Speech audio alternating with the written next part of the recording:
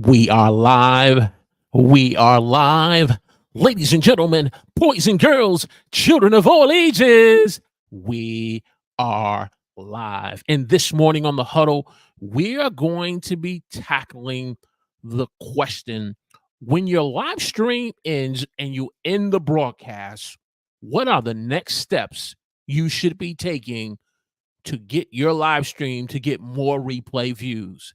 Are you a live streamer who just does your live stream, ends the broadcast, and moves on to the next episode or the next live stream? Or do you know about the important steps that you need to take to boost your live stream to the next level? We're going to get into that and more here on the Huddle.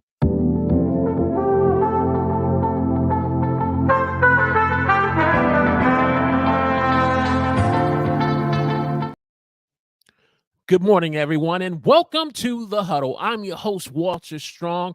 And if you're new here and you want to know about the different tips and tools that's going to make live streaming easy for you as a beginner, I welcome you to the Huddle.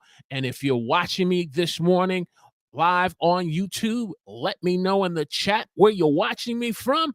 And if you're listening to me driving in the car, at work, working out in the gym, listening to me, when you get a chance, give me a hashtag team live in the chat or team replay in the comments section. And so we are excited this morning to get into this topic.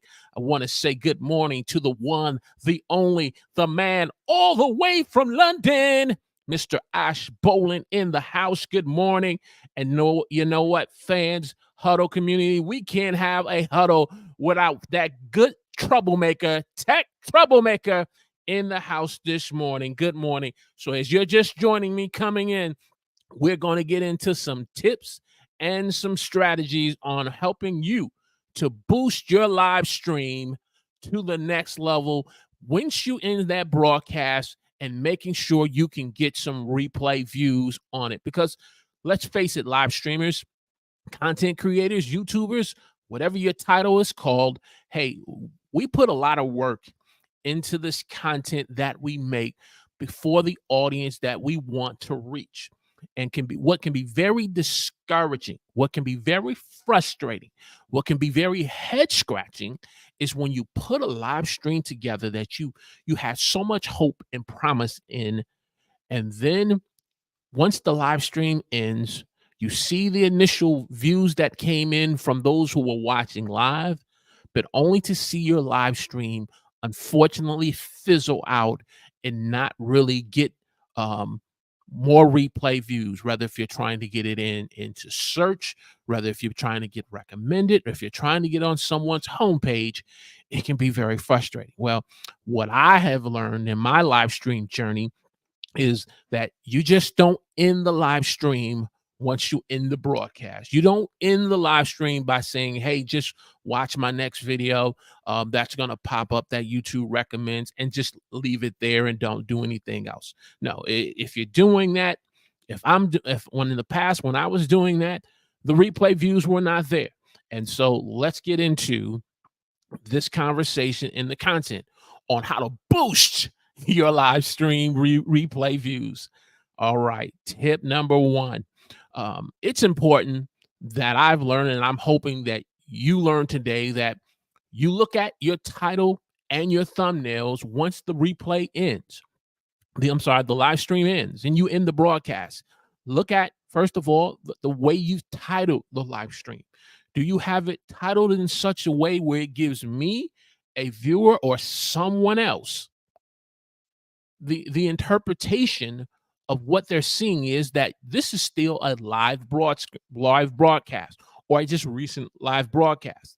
And maybe the individual, through how you're titling it from when you first went live to now when you are now having it as a replay, you may need to adjust the title and the description of it so that it is replay friendly for your replay viewers. And sometimes it can be a matter of just having a simple phrase of live in it, we are live, or just having some type of phrasing in the title or in the description that is pointing to the fact that this is an active live stream.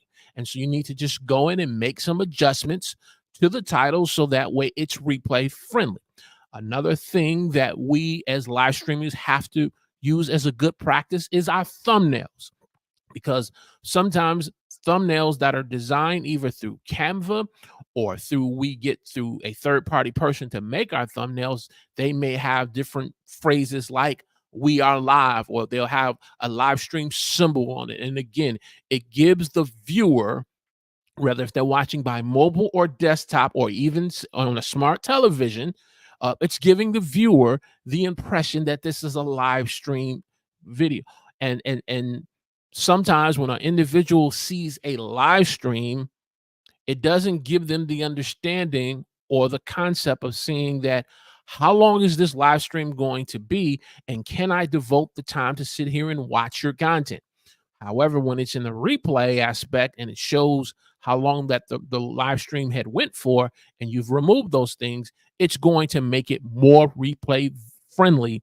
So that way you can boost that live stream and getting more engagement in someone watching it. Because like I said, there's nothing more frustrating to be able to put all that work and effort into content that you feel that is quality. Now, I'm not talking about making just average below content. Now, if we're making average or below content, these tips that I'm sharing with you, regardless of how much they may sound good and how they work in practice, if the content is average and if the content is bad, then we have to start there and getting our content where it is quality. I define quality live streams or quality videos that I've watched or someone watches of mine by if a person is clicking the like button, if a person is leaving comments, if a person is sharing. That's my metrics on how I'm gauging my comment, my content. And so if it's quality, then it's a matter of adjusting the title and adjusting the thumbnail according so that it's compelling, it's concise, and it's eye-catching. All right. Tip number two. Um, as a live streamer, we can all fall into the live stream habit of just putting excess stuff in the live. You know, excess stuff such as, having long pauses. Maybe you're a type of person who listened to Tech Troublemakers recent live stream show on the importance of why countdown timers now have reached their purpose and they have now run their course where they're really not valuable for us as live streamers, and maybe you need to stop using countdown timers. But what you're doing now is you're having these long pauses because I'm waiting for someone to come into the stream. I'm waiting for someone to join my live. So you have these long pauses. Well, guess what? If a person is watching you on the replay and they just see you twiddling your thumbs, just kind of like, la-di-dee, la-da-da, waiting for someone to come in, and you haven't got into the content, guess what? Those long pauses are going to hurt your replay value in someone watching your replay. Another thing is long shout outs. In the past, when I first started doing live streams here on YouTube or other platforms, I went through a period, and sometimes I have some periods where no one is watching the live stream for a period of time. And all of a sudden, maybe because the notifications have now reached the subscribers who subscribe to my channel or new viewers who've seen and found my live streams, they start coming in, and there's this tendency to get excited because new people are in the stream. And because you see them, you want to acknowledge them, which we should. But then when you see about 5 to 10 people, you go into this long, excessive shout out. Hey, what's up, Tech? Hey, what's up, Ash? Hey, what's up, Florence? Hey, what's up, Denise? And you go on, and you get away from the ultimate reason why the viewer came. They came not for the shout out. They came not just for the acknowledgement. They came for the content. that you advertised, that you promoted, that you packaged in your title and in your thumbnail. So eliminating excessive shout outs, eliminating long pauses, and and hey, I have to confess to you, this is something I'm still working on. If you're just joining me, I'm working on over talking so much, over talking the point. And sometimes we've already made the point, but we over talk too much because we want to get that engagement from the live viewer. We want to get that engagement through comments being made in the chat, and so we over talk a point. But if you're constantly falling into that pattern and that habit, then it's a matter of, like I said, getting rid of the excessive stuff. Now you say, Walter, how do I eliminate excessive stuff in a live stream? Well, sometimes it's a matter of, having a cut point within your live stream where you say, this morning here on the Huddle, we're going to be talking about, 7 tips on how you can boost your live stream. And one of the points that we're going to cover is learning how to eliminate excessive stuff that's not necessary in your live stream. Notice the pause, and then I move on. And so if you put like cut points within your live stream, it allows you to then remove the long pauses. It allows you to eliminate the excessive shout outs and to also eliminate the over talking when you've already hit the point that you needed to make in the content. Hey, do me a favor. If you're just joining me here on the Huddle this morning, as we are getting into 7 points on how to boost your live stream once it ends to get more replay views, click that thumbs up button by hitting the like button. Share this on your favorite social media platform, and join us in the conversation of the Huddle this morning. All right. Tip number three, pin comments. Pin comments is a great way. Once your live stream has ended and you've ended the broadcast and you get into optimizing your live stream for the replay, pin comments is a great way for you to be able to get more traction to that current live stream and also a previous live stream that you may have done a week before or a few days before, by pinning that comment with the next video that you feel that is the best for the viewer to watch. And so if you are a person who's been doing a series on, for example, Ash, who does a lot of content on helping mortgage brokers to be able to get more leads and to get more clients and to increase traffic for their book of business. And if he's in a series on a particular topic on personal branding for mortgage brokers, then he can take the past live stream that he did or a past video that he did and put it in the pinned comments of the live stream so that it points to the content that is in relationship of what that live stream was about. Another way you can pin comments, pin content to your replay of your live stream, is maybe having a playlist of relevant content that is connected to the live stream. And then also a question. Maybe individuals who didn't see the live stream and they didn't hear the question of the day that you posed in the live stream. And it's a great way to be able to add that question of the day. Adding that question of the day helps you to be able to pin relevant information that's going to help the replay value of that live stream. All right. Tip number four, YouTube chapters. For the most part, we all in the community of content creators that we know, we're utilizing this.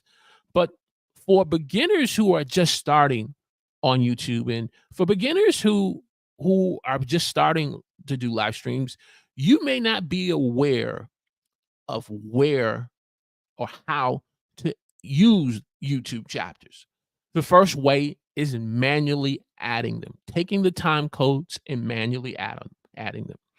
A second way is using something like a vidIQ or TubeBuddy, that if you have their feature, you can then add the time codes within TubeBuddy.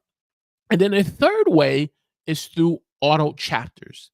If you have the auto chapter button selected, YouTube will look at the content that you've made, whether video or past live stream, and the auto chapters will begin to populate, which they feel is best to add the chapters to. So these are just three ways, whether if you're adding them manually, if you're using something like a software like TubeBuddy or vidIQ, that you can do it, or auto chapters. Whatever choice you choose to use, make sure it's going to help you to be efficient. It's going to remove friction, and ultimately, it's going to create a better replay experience for your viewers who are watching your live stream when it ends. Because again, if a person is watching a portion of your content and they can't make the commitment to watch the entire live stream, they can go to the chapters, whether if they were added manually by TubeBuddy or auto chapter, and watch a portion of the content and then get back to it later. So these are just three ways, not just saying to you, you got to use two chapters, but I want you to be informed how to do that. Now you say, Walter, how do I do that? How do I do that? If you go into, let me take this off right quick. If you go into your YouTube studio of your video, and so what I want to do right now is let's do this. I'm going to end this, and then I'm going to do this. Going to do that. Okay, and then I'm going to go back. And we're going to go like that. Let me get this back up right quick. What do I want? There we go. Window. There we go. Did I click it? Share. Okay. There we go. So I'm going to make this a little bigger so you can see the screen. And I just want to show you real quick in the description section. Click here. Come on, Stream Deck. All right, boom, got it blew up there. All right, so if I scroll this down, it shows you initially the chapters that I have already put in the video.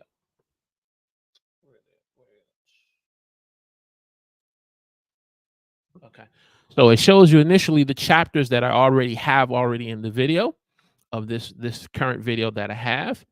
If I scroll down, you're going to see the feature with TubeBuddy that gives me the ability to add the chapters. And then if I scroll down a little further,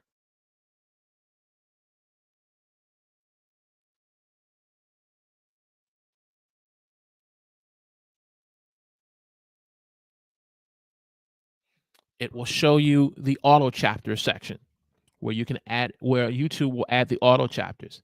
And so I just wanted to show you where it's at within the studio itself, so that way you can go into your own YouTube studio to your videos and add them, rather through TubeBuddy, if you have TubeBuddy, or vidIQ, or you're a type of person who adds them manually or wants to do them through auto chapter. So it's important to, as we share these tips, I want you to be able to be informed where to find them as a beginner on YouTube doing content creation. So let me back out of this. Come here. Perfect.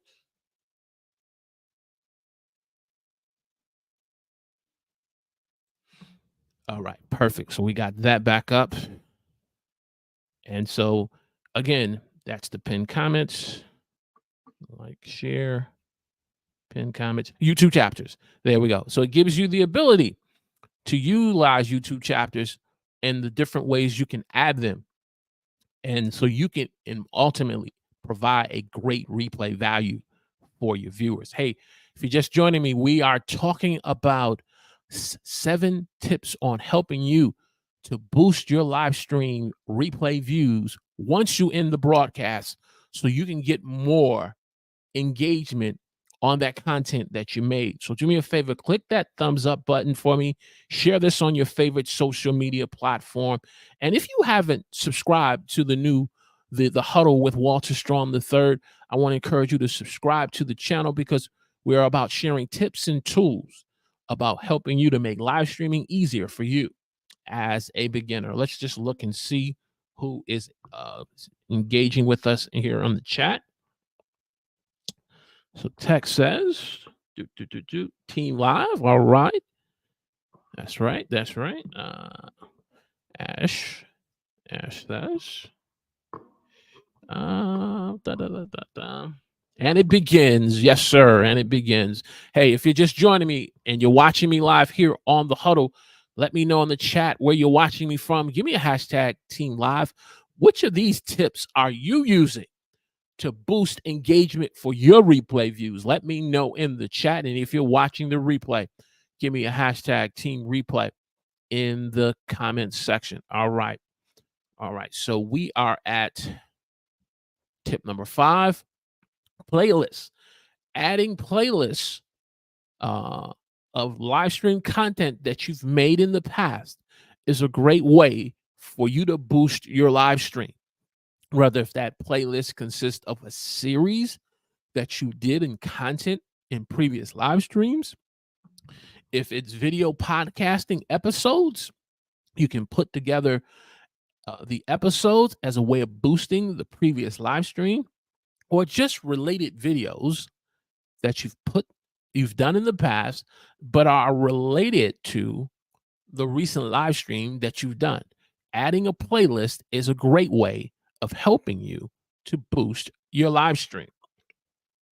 Tip number 6, end screens in YouTube info cards. These are great ways that you can be able to point to the next video that individuals should be watching after your live stream ends. And maybe again, you want to point back to the previous live stream that you did a few days ago, a few weeks ago, or even a month ago.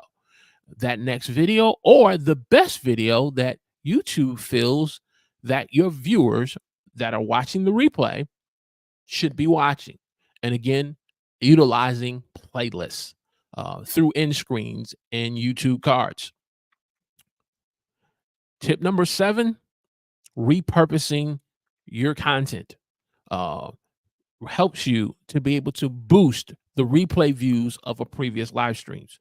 It can be done through you repurposing that previous live stream into shorts, into reels, and then you positioning them and utilizing them in an intentional way that points them back to the live stream.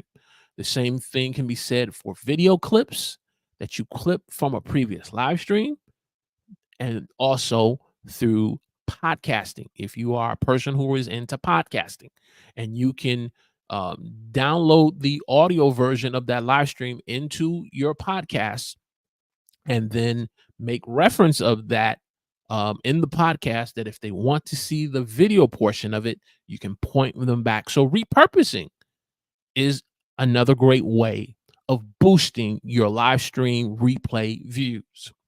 And so in summary, we've talked about titles, we've talked about thumbnails, we've talked about eliminating excessive stuff such as long pauses, long shout outs, over talking. We've talked about pinned comments, utilizing the pinned comments to be able to point back to previous live streams that you've done. YouTube chapters, whether these are added through manually through a tool such as TubeBuddy or vidIQ or auto chapters.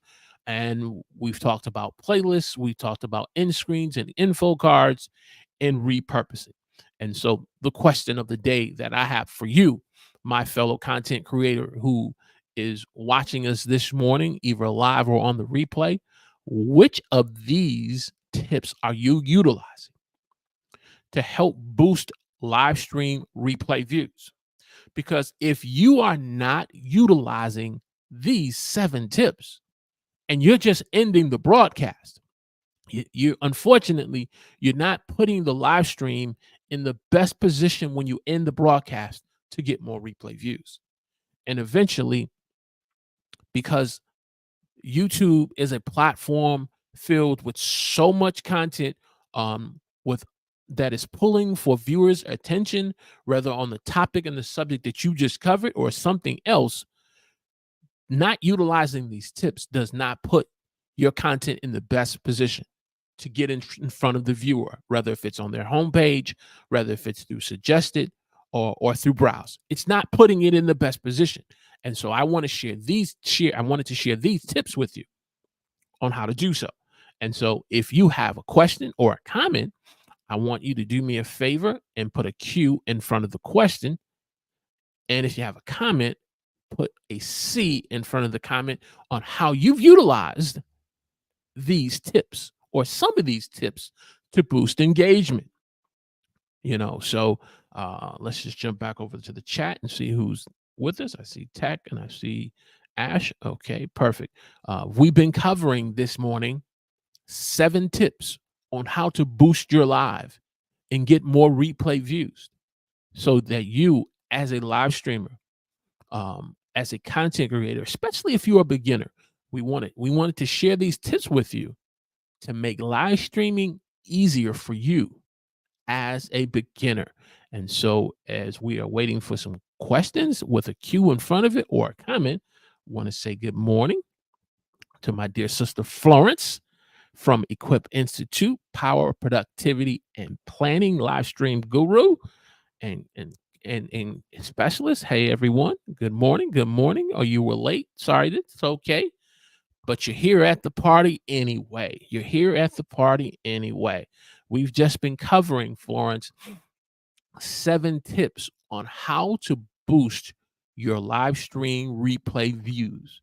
You put in the work, you put in the effort, and putting together a great live stream.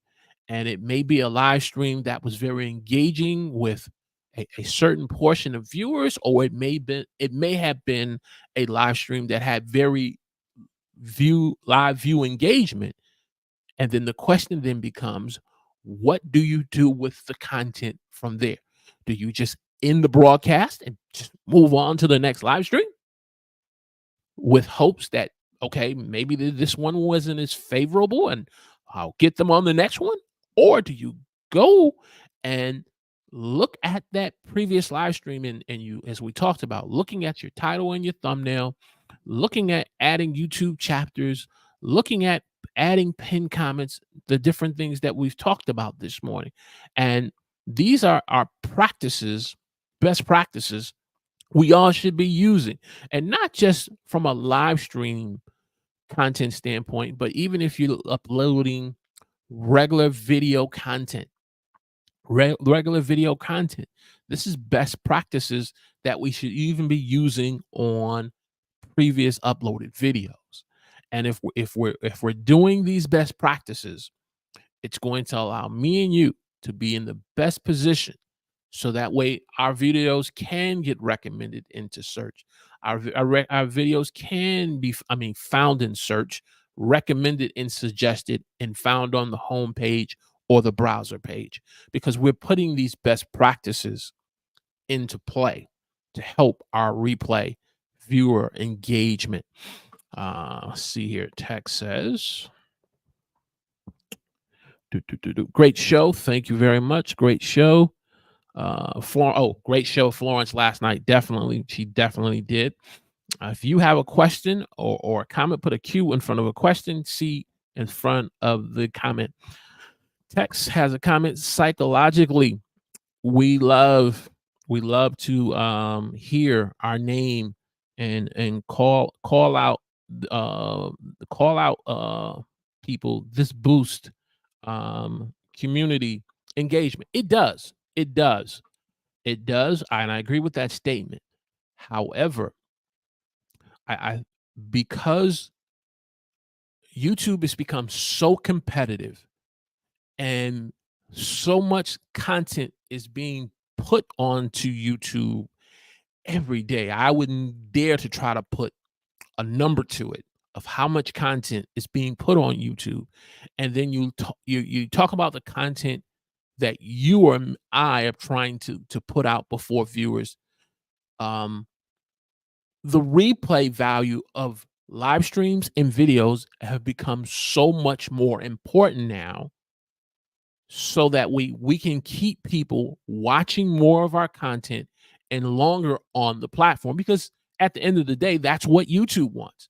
They want people watching more of our content. They want them to stay more engaged on our channels. And if I'm coming to your channel, or if you're coming to my channel, Tech, then if I get into one of those long rants of just shout outs, either if I'm showing it on the screen or just shouting people out, I'm ultimately getting away from what the viewer came for, and that's the comments. I mean, not the comments, the content. The viewer comes to click on the thumbnail. So the thumbnail, the title, and the description wins me the click. Boom. Step one, I've gotten that. Now the question then becomes, at the entry point of when the viewer is watching the content. And if they're watching it from the beginning, and I'm getting more into these long pauses because I'm waiting for someone to start watching the live stream with me, and I'm going 2 minutes and it's just long pause saying I'm getting ready to get started, the person's chances of leaving increases. And so these are things we have to take in consideration with shout outs, long pauses, and over talking, which I'm going to stop over talking right now. Going to go to your next comment. Question: what are ways to optimize your live stream for repurposing? Great question. Great question. What are some of the ways that you can optimize your live stream for the repurposing purpose? Um, some of the ways that I have been optimizing my live stream for repurposing purposes. And when you say optimizing from a repurposing standpoint, I think the same practices that I would use for my title and my description of my actual live stream, I'm taking those same practices so that way that my title and my description is searchable. My title and my description is searchable in either in the YouTube search bar or in Google's homepage. So that's one way I'm optimizing it. A second way that I'm optimizing my repurposed content is through my YouTube chapters, making sure that I'm using specific keywords, within that repurposed content, rather specific keywords through a video clip, specific keywords through a short form video that I pull from that live stream, or even from the audio podcast that podcasters utilize in their podcast. So those are just three ways that I look to try to optimize my repurposing. But great question. Florence says, thanks, Roy. Okay, perfect. We're talking about 7 tips on how to help you to boost your live stream replay views once you've in the broadcast. So you can keep replay viewers coming to that live stream. So that's what we've been covering. And so if you have any questions, put a Q in front of it. If you have any comments, put a C in front of the comment. We've covered our 7 tips. If you're watching the replay up to this point, I want to thank you and ask you to give me a hashtag Team Replay in the comments section, and leave me some feedback. And so if there are no other questions, if you don't have any other comments, we're going to go ahead and bring this train into the station. And then we're going to get to work on this live stream and utilizing these 7 tips to boost the live and the replay of this live stream that we have. And I would encourage you to do the same. Don't fall into the habit of putting a live stream together, hitting the go live button, giving out the content that you feel that is quality content. I'm not talking about average, substandard, poor content. These tips will not help me and you if we're putting out bad content. These tips are not going to help me and you. But if we are truly doing our best to get 1% better and putting out quality content, and you utilize these 7 tips, it's going to help me and you get more replay views. And so with that said, we're going to go ahead, bring this train into the station. I want to thank each and every one of you in the Huddle community for joining me live here on the Huddle. And those of you, Team Replay, we are going to put these tips into practice to make sure Team Replay gets the best replay value out of this content that we've presented this morning here on the Huddle. We will see you again next Saturday at 11 a.m. here on the Huddle. And as we end this broadcast, once we've repurposed it, we're going to let YouTube put the best video, suggested what they want you to watch next. I'm not going to even get into pointing here, pointing there. If you've watched it up to this point, you're going to see the end screen or the info card. Talk to you soon. God bless.